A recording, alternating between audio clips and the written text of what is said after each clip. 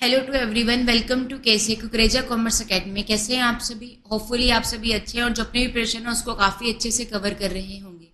So guys, यहाँ पे मैं आपके साथ में अकाउंटिंग के पीवाईक्यूज कवर कर रही हूँ। ये आप लोगों के पास में 2022 के पीवाईक्यूज को हम लोग यहाँ पे कवर कर रहे हैं। सो स्टार्ट करते हैं हमारे आज के फर्स्ट क्वेश्चन के साथ में। The contribution margin can be increased by which one of the following. तो जो कॉन्ट्रीब्यूशन मार्जिन होता है उसको कैसे इंक्रीज किया जाता है, इसके ऊपर ये क्या कर रहा है, बात कर रहा है। ठीक है जी। तो देखिए यहाँ पे आप लोगों के पास में क्या आ जाएगा,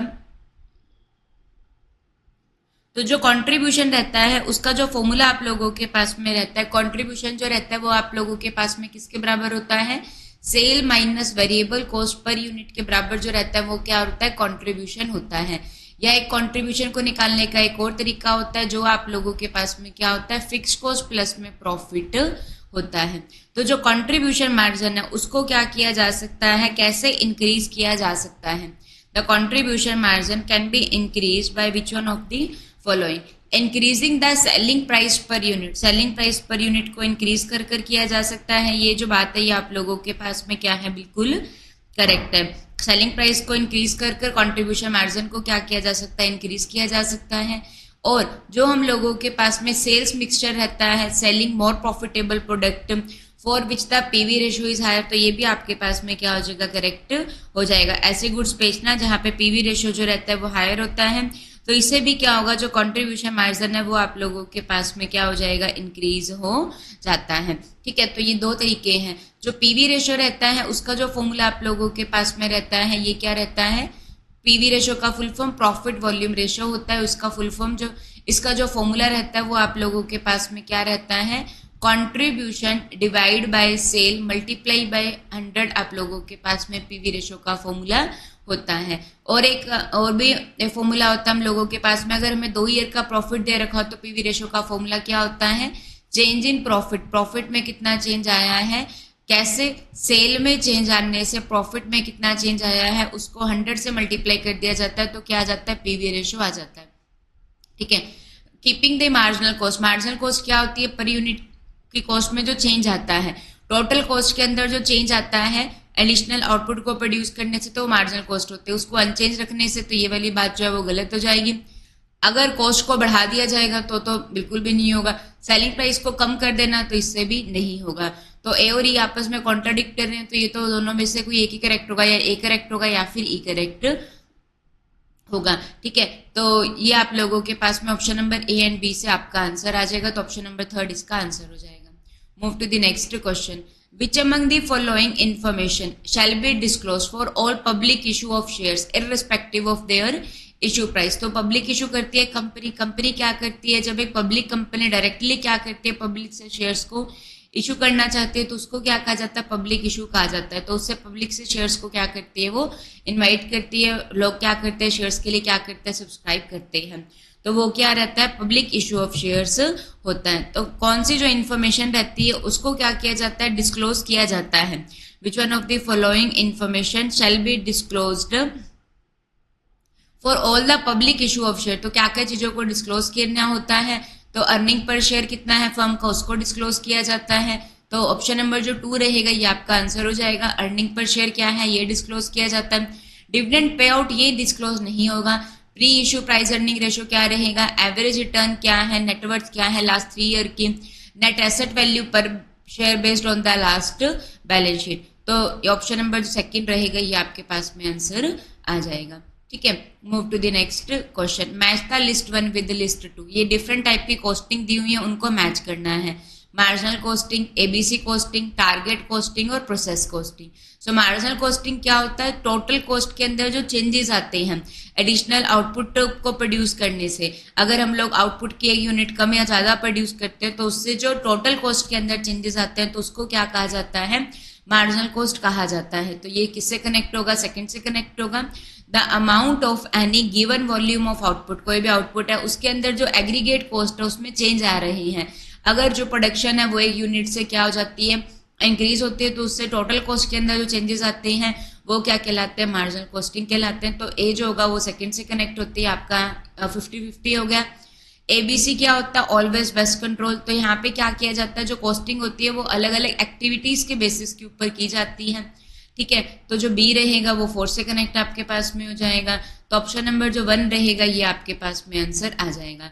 टारगेट कॉस्टिंग क्या होती है, पहले क्या किया जाता है, टारगेट किया जाता है, मतलब कि पहले यहाँ पे क्या किया जाता है, कस्टमर को टारगेट किया जाता है, कस्टमर किस प्रोडक्ट के ऊपर प्राइस को लेना चाहते हैं वो देखा जाता है, फिर उस प्राइस पे प्रोडक्ट को डिजाइन किया जाता है, तो वो क्या होता है, टारगेट कॉस्टिंग होती है। तो ये एक इंटीग्रेटेड अप्रोच होती है डिटरमाइन करने की। इंटीग्रेटेड मतलब कस्टमर मिलकर डिटरमाइन करेगा, कस्टमर बताएगा कि मुझे ये चीज चाहिए, प्रोडक्ट का प्राइस भी कस्टमर बताएगा कि मुझे ये प्राइस चाहिए, फिर फर्म देखेगी क्या वो इस प्राइस पे बना सकते हैं या नहीं बना सकती है, तो वो क्या होता है, टारगेट कॉस्टिंग होती है। प्रोडक्ट कॉस्ट होता है और प्रोडक्ट डिजाइन होता है जो इंश्योर करता है कंपनी ताकि एक न्यू प्रॉफिटेबल अर्न कर पाए न्यू प्रोडक्ट के ऊपर, तो टारगेट कॉस्टिंग होते हैं। कस्टमर किस प्रोडक्ट पे प्राइस को चाहते हैं, उस प्राइस के ऊपर कस्टमर क्या फीचर चाहते हैं, उस फीचर से प्रोडक्ट को बनाना ताकि वो अच्छे से प्रोडक्ट सेल हो पाए।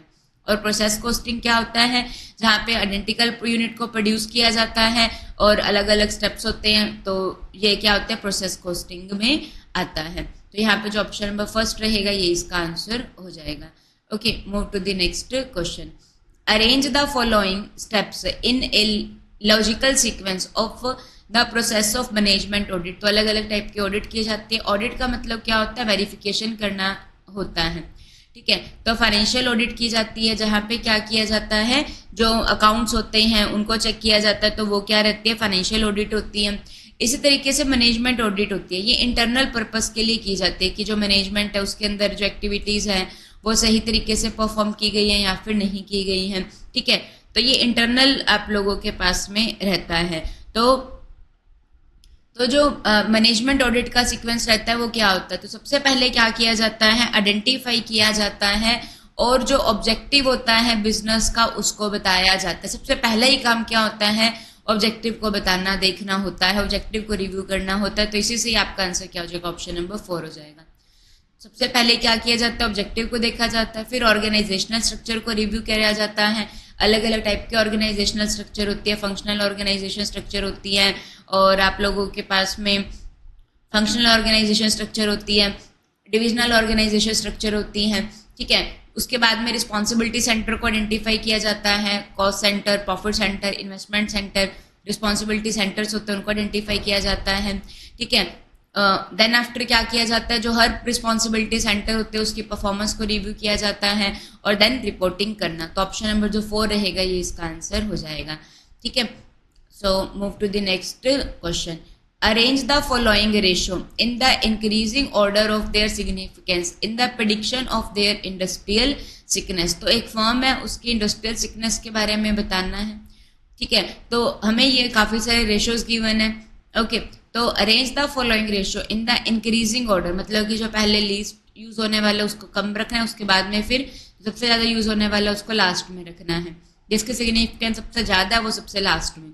तो इन the increasing order of their significance in the prediction of their industrial sickness. तो एक फर्म है उसकी इंडस्ट्रियल सिकनेस की प्रेडिक्शन करनी है, तो उसके लिए सबसे पहले जो लीस्ट रेशियो आप लोगों के पास में यूज होगा। सो अलग अलग टाइप के रेशियोज हम लोगों को गिवन है। वर्किंग कैपिटल अपॉन में टोटल एसेट, रिटेन्ड अर्निंग का टोटल एसेट के साथ में रिलेशन दिया हुआ है। ये आप लोगों के पास में रिटर्न ऑन कैपिटल एम्प्लॉयड का फॉर्मूला है।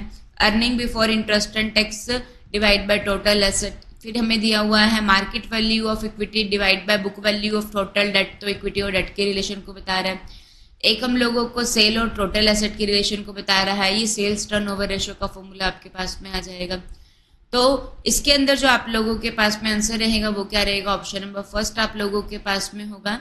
तो सबसे पहले जो रेशियो आप लोगों के पास में लीस्ट यूज हो रहा है वो क्या होगा, जो market value of equity divide by book value of total date, ठीक है। फिर उसके बाद में थोड़ी सी सिग्निफिकेंस बढ़ जाती है सेल्स अपॉन में टोटल एसेट की। Then after working capital upon में टोटल एसेट, फिर रिटेन्ड अर्निंग बाय में टोटल एसेट, और लास्ट क्या आ जाएगा, सबसे जो वाइडली यूज होगा, सबसे ज्यादा सिग्निफिकेंस होगी वो किसकी होगी, EBIT बाय में टोटल एसेट की होगी। सो ये क्रैम करना है जस्ट आप लोगों को, ठीक है। सो ऑप्शन नंबर फर्स्ट जो रहेगा ये इसका आंसर हो जाएगा। ये एक इंपॉर्टेंट क्वेश्चन आपके पास में, यहाँ पे हम लोग कुछ क्वेश्चंस को सॉल्व करने वाले हैं, ठीक है। ये हमको गिवन है sale price per unit, variable cost per unit, variable selling cost per unit, ये वेरिएबल मैन्युफैक्चरिंग कॉस्ट है, तो टोटल वेरिएबल कॉस्ट जो रहेगी वो कितने की हो जाएगी आपके पास में 14 की आ जाएगी। Fixed factory overhead per year 540, fixed selling cost 252, मतलब कि जो फिक्स्ड कॉस्ट रहेंगी वो हम लोगों के पास में कितने की आ जाएगी 7,92,000 की हमारे पास में आ जाएंगे। ठीक है, सो फर्स्ट हम लोगों को क्या कैलकुलेट करना है, पीवी रेशियो को कैलकुलेट करना है। तो जो पीवी रेशियो रहता है इसका फॉर्मूला हम लोगों के पास में क्या रहता है, contribution divide by sale multiply में हम लोगों के पास में क्या आ जाएगा 100 आ जाएगा। कंट्रीब्यूशन का फॉर्मूला क्या रहता है, सेल माइनस वेरिएबल कॉस्ट। तो जो सेल है वो कितने की है, ₹20 पर यूनिट की है। तो जो सेल है वो कितने की है 20 पर यूनिट की है। वेरिएबल कॉस्ट है वो कितने की है 14 की है, 11 और 3 14 वेरिएबल कॉस्ट पर यूनिट। जो सेल है वो कितने की है आप लोगों के पास में 20 की है, तो डिवाइड बाय 20 और मल्टीप्लाई कर दिया जाएगा किससे 100 से। तो ये आप लोगों के पास में कितना आ जाएगा 6 बाय में 20 मल्टीप्लाई में 100। तो जब इसको सॉल्व कर लिया जाएगा तो ये आप लोगों के पास में कितना आ जाएगा 30% आ जाएगा। सो ऑप्शन नंबर जो थर्ड रहेगा ये क्या हो जाएगा, इसका आंसर आ जाएगा। ठीक है, move to the next question. So वही इंफॉर्मेशन है, कैलकुलेट हमें क्या करना है, which one of the following is the break even point in the unit. तो यूनिट के अंदर ब्रेक इवन पॉइंट निकालना है, तो उसका फॉर्मूला हम लोगों को आना चाहिए। अगर हम लोगों को क्या कैलकुलेट करना है, ब्रेक इवन पॉइंट, कितने यूनिट को बेचा जाए जिससे ना तो हमको प्रॉफिट और ना ही लॉस हो। तो उसका जो फॉर्मूला आप लोगों के पास में रहता है वो क्या रहता है, fixed cost divide by contribution per unit होता है। क्या होता है, fixed cost divide by contribution per unit होता है। तो जो फिक्स्ड कॉस्ट है टोटल वो कितनी की आप लोगों के पास में 7,92,000 की। तो फिक्स्ड कॉस्ट जो है वो कितने की है 7,92,000 की है, divide by contribution per unit. तो कंट्रीब्यूशन कितने का है, सेल माइनस वेरिएबल कॉस्ट। सो 20 में से 14 को लेस कर देंगे तो ये कितने का आ जाएगा 6 का आ जाएगा। सो इसको 6 से डिवाइड कर दिया जाएगा तो ये आपके पास में जो आंसर आ जाएगा ये कितना आ जाएगा 6 1 6। उसके बाद में ये आप लोगों के पास में 6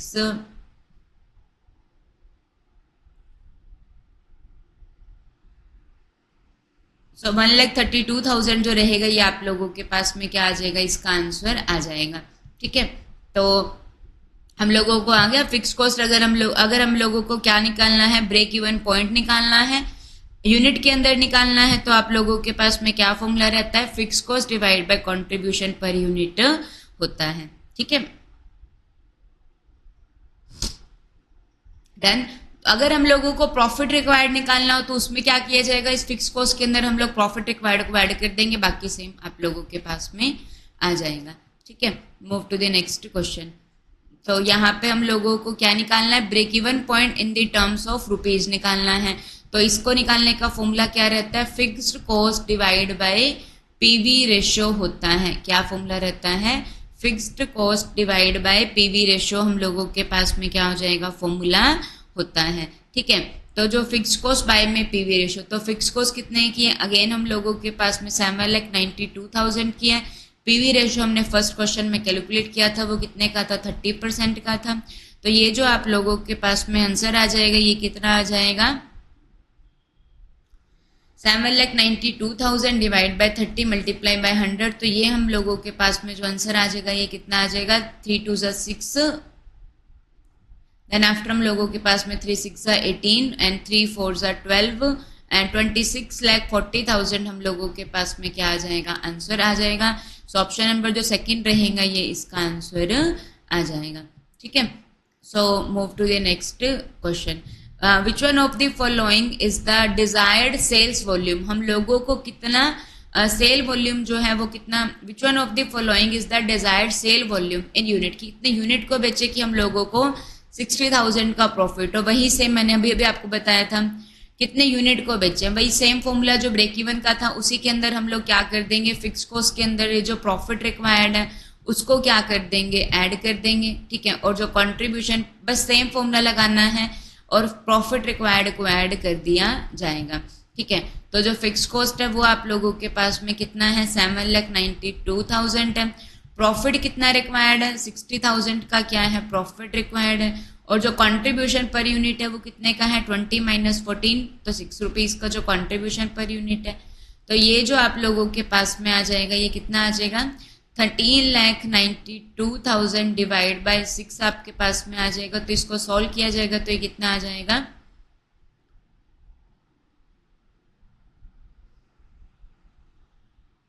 वेट,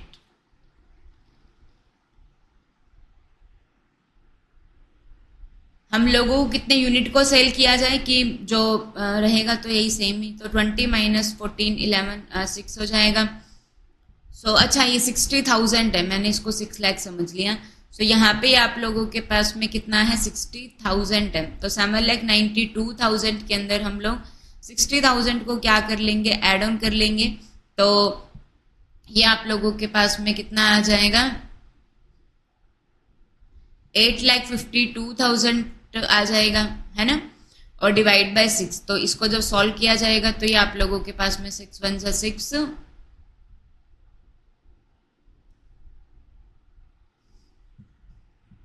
वेट गाइस, तो फिक्स कॉस्ट जो रहेगी वो आप लोगों के पास में, नहीं कुछ गलत तो नहीं कर दिया, अच्छा ये 7,92,000 है। जो फिक्स कॉस्ट है ये आप लोगों के पास में कितनी है, 7,92,000 है। तो ये तो मैंने सही लिखी है, 7,92,000। 540 के अंदर हम लोग क्या कर देंगे,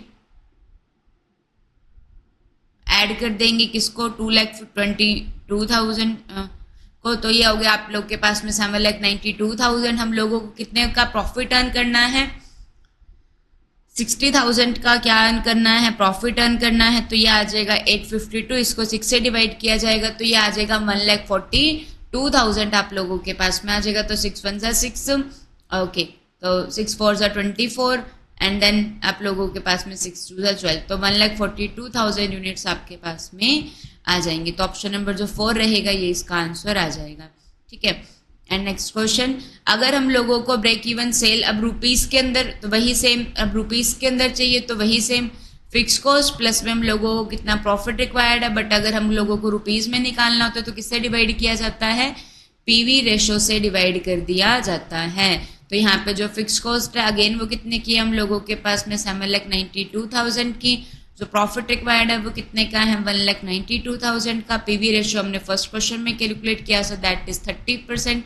तो जब इसको सॉल्व किया जाएगा तो ये आपके पास में कितना आ जाएगा,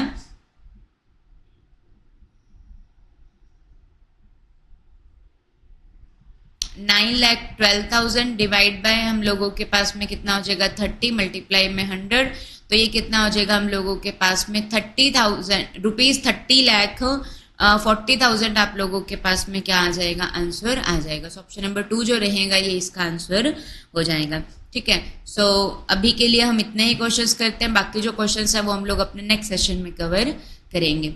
ओके, सो सारे फॉर्मूलाज आप लोगों को क्लियर हो गए हैं, ठीक है। अगर हम लोगों को ब्रेक इवन पॉइंट निकालना है यूनिट के अंदर, तो यूनिट के अंदर निकालने का फॉर्मूला जो रहेगा वो क्या रहेगा, fix cost divide by contribution per unit.